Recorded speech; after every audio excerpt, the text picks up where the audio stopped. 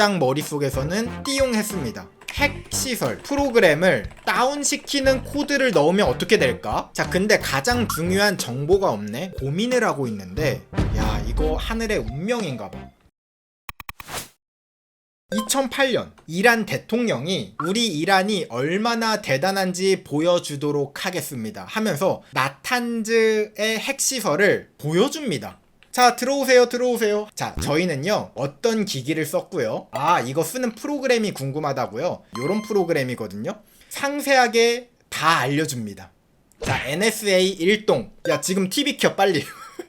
그래서 이 올림픽 게임 작전은 정말 순조롭게 진행이 됐죠. 자, 그래서 이 올림픽 게임 작전으로 역사적인 악성 코드가 만들어지게 되었습니다. 이른바 사이버 핵폭탄이라고도 이야기를 하면서 이 올림픽 게임 작전을 맨해튼 프로젝트라고도 이야기하시는 분들도 계세요. 이때 만들어진 악성 코드가 얼마나 제정신이 아니고 강력하고 소름 돋는지 설명을 드려보도록 하겠습니다. 첫 번째 특징, 바로 웜입니다. 악성 코드 중에서도 조금 독특한 게 여기에 침투를 해. 그럼 여기에서만 돌아가는 게 아니라 내 역할을 끝내면 이 주변에 있는 다른 컴퓨터들을 스캔합니다. 내가 들어갈 수 있겠다, 취약점이 있으면 들어가 버려요. 자가복제를 합니다. 여기도 퍼지고 여기도 퍼지고 여기도 퍼지고. 자, 그러면 웜이려면 다른 기기로 침투해 들어갈 수 있는 코드가 이 안에 들어가 있어야 되잖아요. 그걸 우리는 익스플로잇이라고 이야기를 하거든요. 해킹을 할 수 있는 취약점이에요. 여기에 있었던 익스플로잇이 총 7개였다고 합니다. 이 악성 코드에 탑재되어 있는 익스플로잇이 개수가 7개야. 자, 근데 이 중에 4개는 제로데이입니다. 제로클릭, 제로데이, 제로클릭 RCE, 제로데이 취약점은 지금도 수십억을 호가합니다. 근데 그게 4개가 들어가 있는 겁니다. 엄청 비싼 악성 코드인 거죠. 보통은 하나 정도를 굉장히 아꼈다가 필사적으로 써야 될 때 딱 쓰거든요. 이게 4개나 들어가 있어. 어떤 상황에서도 이 악성 코드가 퍼져나갈 수 있도록 만든 거죠. 충격적인 거 세 번째, 은밀성. 들키지 말라고 했잖아. 그래서 안 들키게 하기 위해서 어떤 짓을 했느냐, 구조가 이렇게 됩니다. 제가 아까 원심 분리기를 터트리기 위해서는 PLC를 해킹해야 된다고 했잖아요. 자, 이 PLC를 관리하는 컴퓨터가 또 따로 있겠죠. 자, 이 컴퓨터에는 지멘스의 스텝 7이라는 프로그램이 있습니다. 이 웜을 뿌려 컴퓨터에 딱 들어가면 이 컴퓨터에 지멘스의 스텝 7이 설치되어 있는지 안 되어 있는지를 체크해. 설치가 안 되어 있으면 다른 컴퓨터로 옮겨갑니다. 자, 만약에 찾았어. 그러면 얘를 통해서 PLC를 해킹합니다. 자, 근데 정확히는 이 스텝 7을 먼저 건드리거든요. 여기가 PLC고 여기가 스텝 7이라는 프로그램이라면 원래 정상적인 라이브러리를 이용해서 통신을 하는데 얘를 바꿔치기 하는 겁니다. 얘랑 이 컴퓨터가 오고 가는 데이터를 가로챌 수 있도록 이 프로그램을 바꿔요. 그런 다음에 여기에 악성 코드를 투하하는데, PLC가 사실 이란의 핵시설에서만 쓰는 게 아니죠. 미국에서도 써. 그러니까 이게 잘못 퍼져나갔다가 미국 자기네들이 역풍을 맞을 수도 있죠. 그러니까 정말 정교하게 여기에서만 실행될 수 있는 장치를 하나 만들어둡니다. 그게 무엇이냐? 164. 마법의 숫자입니다. 164. 이 악성 코드가 나중에 유출이 돼가지고 결국은 정보보안 전문가들이 이 악성 코드를 뜯어봐. 자꾸 164라는 숫자가 자꾸 나오는 거야. 아니, 도대체 이 164가 뭐지? 무슨 역할을 하는 거지? 이해를 못했어. 자꾸 악성 코드가 활성화가 안 되는 거야. 도대체 무슨 조건일까? 나중에 알려진 거로는 나탄즈에서 그 원심 분리기를 어떻게 관리를 하느냐, 원심 분리기 164개를 한 묶음으로 PLC가 관리하는 거예요. 이란의 나탄즈만을 공략하기 위해서 원심 분리기 164대가 연결되어 있는 PLC만 악성 코드를 뿌렸습니다.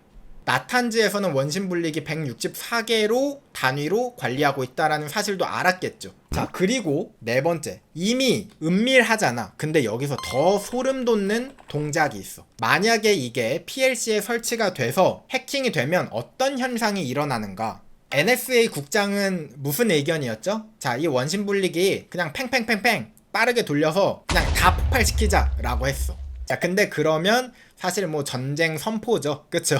그래서 정확하게 딱 15분간 속도가 급격히 빨라져. 그리고 그 이후 27일 동안 정상 동작을 합니다. 또 27일이 다 지나면 정확히 또 15분간 이번에는 속도가 급격히 느려져. 다시 27일 동안 정상 동작. 이거를 반복하는 거야. 근데 여기서 더 소름 돋는 건, 자, 이게 막 빨라지면 이 PLC에서 야, 원심 분리기 빨라진다, 야, 이거 무슨 문제 있어? 알아차릴 거잖아. 얘를 아까 조작한다 그랬죠. 15분간 얘가 빨라져도 눈치채지 못하도록 기존의 정상 동작하던 속도를 화면에 출력하게 만듭니다. 눈치를 챌 수가 없는 거지. 원인은 모르는데 원심 분리기가 이상하게 자꾸 고장나. 네 번째거든요. 놀라지 마세요. 또 있습니다. 자, 소름 돋는 기술력입니다. 자, 뭐가 또 소름 돋냐? 이 악성 코드도 일종의 프로그램이거든요. 자, 근데 이 프로그램은 내가 만들었다 라고 서명을 해야 돼. 그래야 정상적인 프로그램으로 인식하고 실행이 되지, 서명을 안 해주면 너 이거 악성 코드 아니야? 하고 실행을 안 해요. 근데 이 악성 코드가 어떤 걸로 서명이 되어 있었냐면 대만 회사의 마이크론 테크놀로지와 리얼텍의 인증키로 서명이 되어 있었어. 얘네는 내 거 언제 빼갔지? 작은 기업들도 아니잖아요, 그쵸? 가만히 있다가 두들겨 맞은 이제 두 회사인 거죠. 여러분들 어때요? 진짜 역사상 이런 악성 코드가 거의 없을 거예요. 왜 사람들이 사이버게이 핵폭탄이라고 이야기했는지 여러분들 아시겠죠? 진짜 이 사이버게이 핵폭탄을 만들었어. 자, 이거 이제 투하할 거야. 그래서 부시 대통령의 승인을 받아요. 도장 꽝 찍는 순간 커지기 시작합니다. 자, 정확히 어떤 포인트에서 투입이 되었는지는 밝혀지진 않았어요. 많은 사람들이 추정하기로는 USB를 통해서 투입을 했다 라고 추정을 하거든요. 그 이유는 무엇이냐? 나탄즈의 핵 시설은 당연히 에어갭이 되어 있습니다. 그러니까 외부랑 인터넷이 끊겨 있어요. 내부망만 있습니다. USB로 요 나탄즈의 핵 시설 건물에다가 악성 코드를 뿌린 거죠. 자, 이 악성 코드를 뿌렸어. 어떻게 될까요? 점점 번져나가기 시작합니다. 당연히 인터넷이 안 되는 상황이니까 이 뿌린 악성 코드가 제대로 실행되는지는 알 수가 없어. 그냥 기다리는 거야. 이란의 핵시설에 문제가 있을지는 스파이를 통해서만 아는 거야. 시간이 흘러서 2009년이 되었습니다. 2008년 말에 이 악성 코드를 뿌렸거든요. 근데 2009년 초에 무슨 일이 있었는지 아십니까? 미국의 대통령이 바뀌게 돼요. 이 결과를 받기 전에 대통령이 바뀌게 됩니다. 그래서 오바마에게 취임이 되자마자 사실 이거를 인수인계했다고 합니다. 혹시나 연락이 와도 너무 깜짝 놀래진 마. 그러니까 이제 오바마가 알겠어 하고서는 오바마 취임 한 달 후에 이제 슬슬 소식이 들어옵니다. 드디어. 자, 뿌리고선 다들 NSA도 궁금했을 거야. 근데 소식이 들어와. 원심 분리기가 부서지고 있대.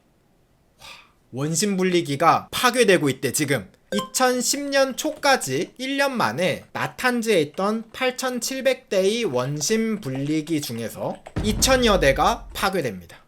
그야말로 성공 중의 대성공이야. 그리고 더 성공이었던 이유는 무엇이냐? 핵시설 관계자들은 이유를 몰랐어. 자꾸 안 돼. 뭐 하려니까 안 돼. 그러니까 이란에 있는 핵 물리학자들이 자신감 하락. 그리고 이렇게 자꾸 상황이 안 좋으면 서로 싸웁니다. 이거 네 책임이네, 누구 책임이네 하면서 난리가 났어요. 작전은 진짜 성공이죠. 자, 이걸 보면서 이 작전이 너무 성공적이니까 오바마는 불안합니다. 왜냐? 이거 내가 할 수 있다는 건 적들도 할 수 있다는 거죠. 만약에 우리를 싫어하는 뭐 중국, 러시아, 북한 이런 애들이 우리처럼 행동을 하면 우리는 남아나지가 않겠는데? 그래서 2009년에 백악관에 사이버 안전 조정관을 두는 등 사이버 보안에 진심으로 대합니다. 그 당시에는 오바마가 아니 갑자기 웬 사이버 보안? 해킹이 뭐 일어난다고는 하지만 갑자기 뭐 정부 부서를 바꿔야 되나? 라고 사람들이 생각을 했는데 지금 우리가 알고 나서 보면은 오바마는 불안했을 것 같다.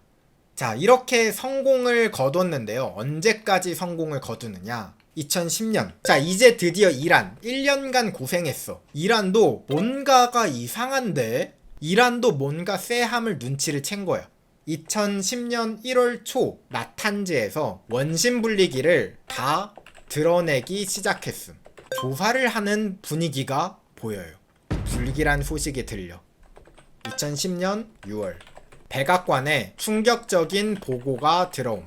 가장 우려했던 일이 뭐예요? 우리가 만든 이 핵폭탄이 나탄즈에서만 돌았으면 좋겠어. 근데 얘가 세상으로 나오는 순간 얘를 제어할 수 있는 방법이 없거든요. 근데 바로 이 악성 코드가 나탄즈에서 탈출했다는 소식이 들려옵니다. 자, 그러면 어떻게 탈출했냐? 그거는 사실 말이 많아요. 아마 그거 같아요. 이란에선 자꾸 뭐가 안 되니까 원심 분리기 다 드러내고 이 PLC를 외부 전문가들이 확인을 하려고 컴퓨터를 꽂았겠죠. 꽂는 순간 컴퓨터가 해킹당하고 그 외부 전문가가 그 컴퓨터를 들고 다른 곳에 들어가는 순간 쭉 퍼졌겠죠. 아마 확실한 건 아닙니다. 자, 이 당시에 여러 가지 뭐 제가 아까 추정을 했지만 탈출을 할 수밖에 없었던 상황이기도 했어. 왜냐? 이란 나탄즈 핵시설에서 천천히 이제 전파가 되어야 되는데 이스라엘은 힘든 거야. 아, 빨리 좀 그냥 다 폭발시켰으면 좋겠는데 왜 이렇게 찔끔찔끔 해킹해서 터트리는 거야 하면서 뿌렸던 악성 코드를 수정해서 재배포합니다. 아마 이때 유출이 된 거 아니냐라는 이야기도 나옵니다. 뭐 어쨌든 탈출을 했어. 그러면 정보보안 전문가들이 이 악성 코드를 분석할 거고 이걸 누가 왜 만들었는지를 추적할 거고 그러면 우리라는 걸 알게 될 텐데 어떡하지? 보통은 빨리 사과하자 혹은 우리 그거 아니었어요. 사태를 수습하죠. 근데 미국의 반응은 무엇이었냐? 야, 시간 없다. 기왕 알려지게 될 거 하나라도 더 폭발시키자. 올림픽 게임 작전이 마지막에 더 활발하게 악성 코드를 수정해가지고 더 터트리는 방향으로 갔다고 합니다. 어쨌든 이 악성 코드가 뿌려지면서 어떻게 됐는가? 이제 진짜 탈출을 넘어서 세상을 지배하게 됩니다. 전 세계로 퍼지기 시작해. 그래서 많은 전문가들이 이 악성 코드를 분석하기 시작했죠. 자, 이 악성 코드를 분석해보니까 어라? 자꾸 어떤 특정 글자가 많이 나오는 거예요. 스톡스넷이라는 글자가 자꾸 반복돼서 나와. 보안 전문가들은 이 엄청난 악성 코드를 스톡스넷이라는 이름을 붙였습니다. 자, 그렇게 세상에 알려지게 되면서 이 작전이 들통이 나게 되는 거죠. 이란의 핵시설을 공격하기 위해서 이스라엘과 미국이 합동해서 만든 악성 코드다라는 게 나왔죠. 이게 알려졌다라는 것보다 더 문제가 되는 건 무엇이냐? 진짜 거의 전 세계를 뒤덮었습니다. 지금 여기 빨간 곳이 이란이고요. 자, 이란은 집중적으로 감염을 시켰으니까 당연히 그랬겠죠. 자, 여기는 컴퓨터를 안 쓰니까, 그쵸? 그곳을 제외한 곳은 다 해킹당했다고 보시면 됩니다. 그게 미국까지도 들어온 거고, 그래서 우리나라에서도 그 당시에 스톡스넷 감염 차단 긴급 조치라고 해가지고 조치 가이드가 유포됩니다. 요런 식으로. 자, 근데 여러분들도 눈치채셨겠지만 야, 이거 핵 개발을 막으려고 이렇게 했다? 잠깐만, 그럼 미국 왜 먼 나라도 아니고 북한도 똑같은 상황인데 북한에 왜 안 뿌렸지? 뿌리려고 했습니다. 안 뿌린 게 아니라 북한에도 똑같은 걸 하려고 했어. 일단 이란은 들어갈 수는 있죠. 스파이가 들어갈 수도 있고 들어갈 수는 있는데 북한은 입국 자체가 안 됩니다. 사람이 들어가야 뭐 악성 코드를 뿌리던 뭘든 하지 사람도 못 들어가는데 뭐 악성 코드가 어떻게 들어가, 그쵸? 그래서 여러분들 이 지도를 자세히 보시면 북한은 깨끗합니다. 청정국이에요. 여기는 일단 그냥 분리돼 있어. 지금 여기가 땅으로 연결되어 있다고 생각하지만 여기는 섬입니다. 섬. 할 거면 보안은 북한처럼. 당연히 미국이 북한도 이렇게 하려고 했었다. 자, 그럼 지금까지 이야기를 들으면 이제 여러분들은 지금 상황을 이해할 수 있을 겁니다. 이란과 이스라엘 왜 전쟁 중이죠? 핵무기 비밀 계획을 포착했다. 우리가 지금까지 이야기했던 나탄즈, 그쵸? 요 나탄즈에 있는 핵시설에 폭격합니다. 애초에 이스라엘은 이란에 핵이 싫었던 거야. 핵만 없으면 돼. 나탄즈의 핵시설을 최근에 폭격을 했죠, 이스라엘이. 그리고 나서 조용히 했다. 이게 싫었는데 이게 없어지면 이제 뭐 더 이상 이스라엘은 싸울 이유가 없죠. 그쵸? 과거 때부터 있었던 일이 지금까지 있었던 거다. 2008년에 띄우려고 했었어. 이미 스톡스넷 덕분인진 모르겠지만 말릴 수 있었던 거지. 자, 근데 이제 스톡스넷 다 밝혀졌고 이제 정상 가동화 시키죠. 핵시설 다시 만든대.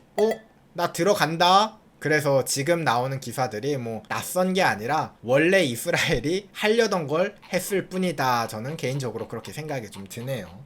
뭐 어디가 맞다 틀리다 이건 아니고요. 사실 두 나라의 입장이 이제 여러분들 뭐 이해는 되죠. 그쵸? 역사 강의 잘 들었습니다. 아이 감사합니다. 해커 입장에서는 낭만 쩐다. 물리적인 살상 무기보다는 좀 평화롭게 끝내긴 했죠. 그쵸? 그리고 스톡스넷이 세상에 알려지면서 해킹과 정보 보안을 바라보는 사람들의 입장이 조금 달라졌습니다. 그때까지는 해킹으로 그냥 개인정보 털고 비밀 정보를 알아내는 것, 여기까지가 이제 전부다라고 생각을 했는데 스톡스넷이라는 게 알려지면서 해킹으로 사람을 죽일 수도 있겠구나 라는 생각이 여기서부터 나옵니다. 만약에 우리가 이걸 ICS라고 하는데 인더스트리 컨트롤 시스템이라고 해서 산업에서 사용하는 시스템들, 대표적으로 수력 발전소라든가 댐이라든가, 만약에 우리가 댐을 관리하고 있는 이런 PLC, 자, 이런 거를 똑같이 해킹을 했다고 쳐봐요. 그 댐의 수문을 갑자기 열어버려. 진짜 인명피해까지 일어날 수 있겠죠. 혹은 원자력 발전소라든가. 그러니까 이 정보보안이 이제 진짜로 전쟁에서도 활용이 될 수 있고, 이 스톡스넷의 악성 코드는 진짜 역사적인 악성 코드다 라고 할 만큼 충격적인 사건이었습니다.